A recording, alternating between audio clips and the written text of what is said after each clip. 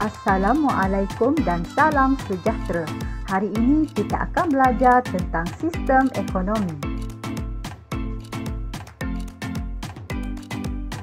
Ini adalah antara negara-negara yang ada di dunia. Setiap negara ini boleh dikelaskan kepada sistem ekonomi yang diamalkan.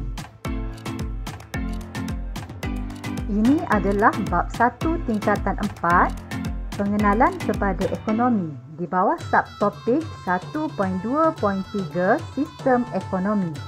Kita akan mengenal pasti ciri-ciri utama sistem ekonomi pasaran bebas dan sistem ekonomi perancangan pusat. Sistem ekonomi campuran akan disambung di dalam video seterusnya.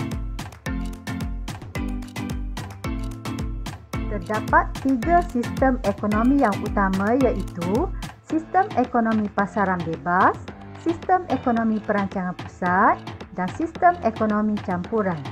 Sistem ekonomi merujuk kepada peraturan yang diamalkan oleh sesebuah negara dalam menguruskan ekonominya. Sistem ekonomi pasaran bebas ialah satu sistem ekonomi yang individu dan pihak swasta bebas membuat keputusan ekonomi tanpa campur tangan kerajaan. Ia dikenali juga sebagai sistem ekonomi kapitalis atau laissez-faire. Laissez-faire bermaksud industri atau ekonomi yang bebas daripada kawalan kerajaan. Dalam sistem ekonomi pasaran bebas, harga ditentukan oleh mekanisme harga. Mekanisme harga bermaksud penentuan harga di pasaran adalah melalui interaksi antara kuasa permintaan dan kuasa penawaran dalam pasaran. Kita lihat pula ciri-ciri utama dalam sistem ekonomi pasaran bebas. Ciri yang pertama ialah pemilikan faktor pengeluaran. Individu atau pihak swasta bebas memiliki faktor pengeluaran seperti tanah, buruh, modal dan usahawan.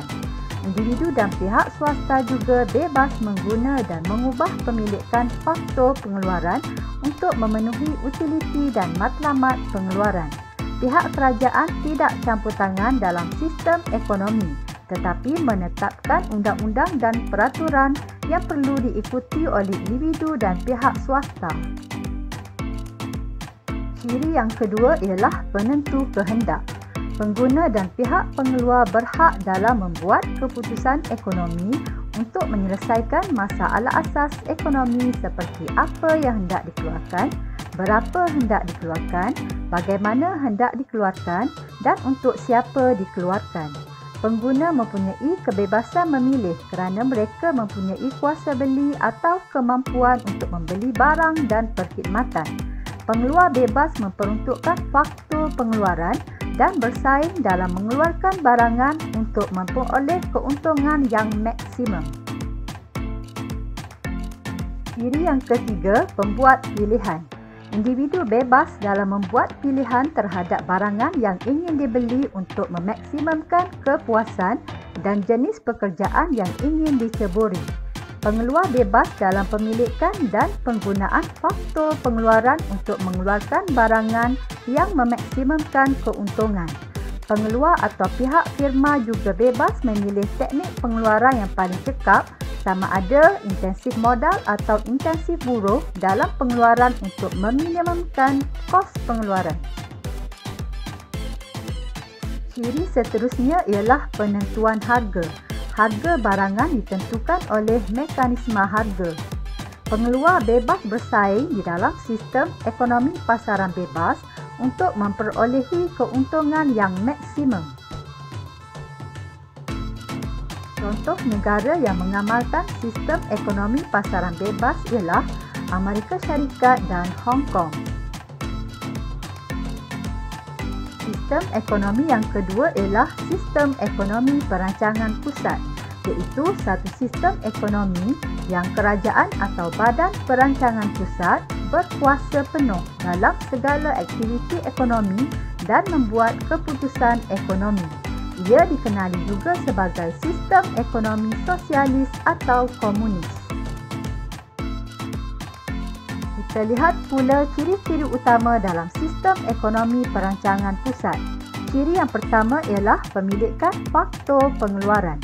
Semua faktor pengeluaran seperti buruh, tanah, modal dan usahawan dimiliki secara mutlak oleh kerajaan atau badan perancangan pusat yang ditubuhkan oleh kerajaan. Individu dan pengeluar tidak mempunyai kebebasan untuk memiliki dan menggunakan faktor pengeluaran. Penentu kehendak. Segala keputusan ekonomi yang berkaitan dengan masalah asas ekonomi akan dibuat oleh kerajaan melalui Badan Perancangan Pusat yang ditubuhkan. Badan Perancangan Pusat akan merancang dan mengawal peruntukan faktor pengeluaran serta corak agihan barang dan perkhidmatan kepada masyarakat. Pembuat pilihan. Individu tidak mempunyai kebebasan dalam membuat pilihan terhadap barangan yang ingin dibeli dan jenis pekerjaan yang ingin diceburi.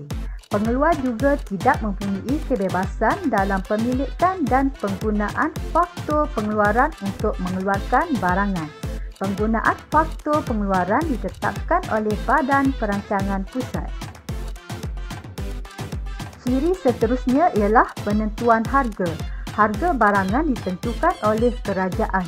Tidak terdapat persaingan di antara pengeluar di dalam sistem ekonomi perancangan pusat.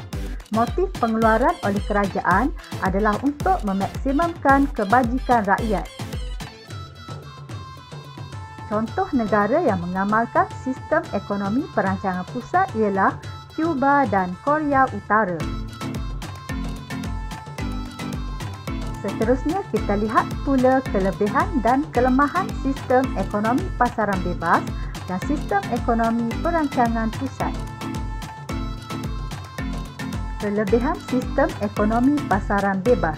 Yang pertama, kepuasan individu dan masyarakat dapat dimaksimumkan. Kebebasan yang luas untuk melakukan kegiatan ekonomi, kecekapan dalam penggunaan sumber dan menggalakkan perkembangan teknologi dan inovasi. Kelemahan sistem ekonomi pasaran bebas pula ialah mewujudkan masyarakat materialistik, mewujudkan ketidakstabilan ekonomi, agihan pendapatan yang tidak setara, mewujudkan kuasa monopoli korporat besar dan kesan luaran negatif.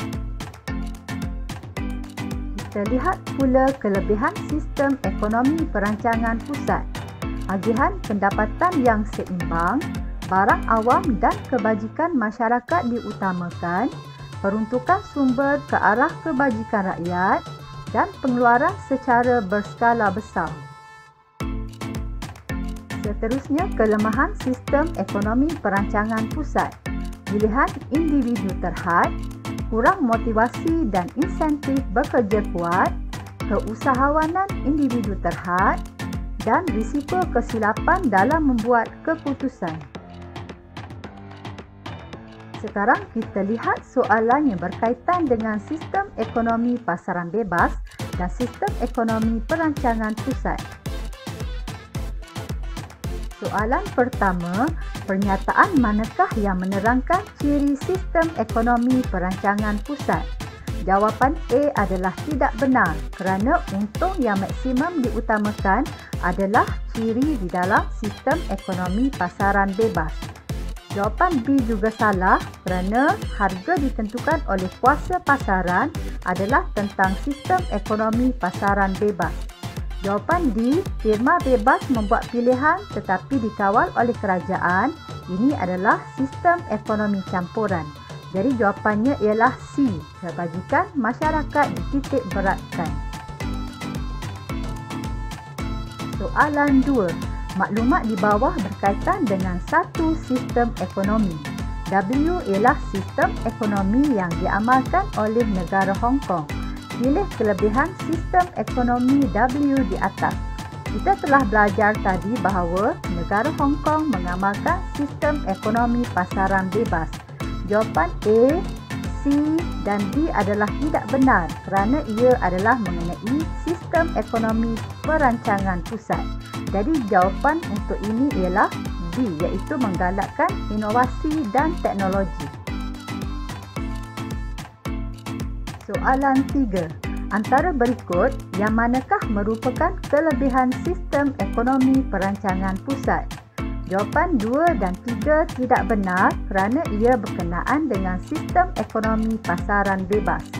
Jadi jawapannya ialah B, iaitu 1 dan 4. Agihan pendapatan yang lebih seimbang dan penyediaan barang awam diutamakan.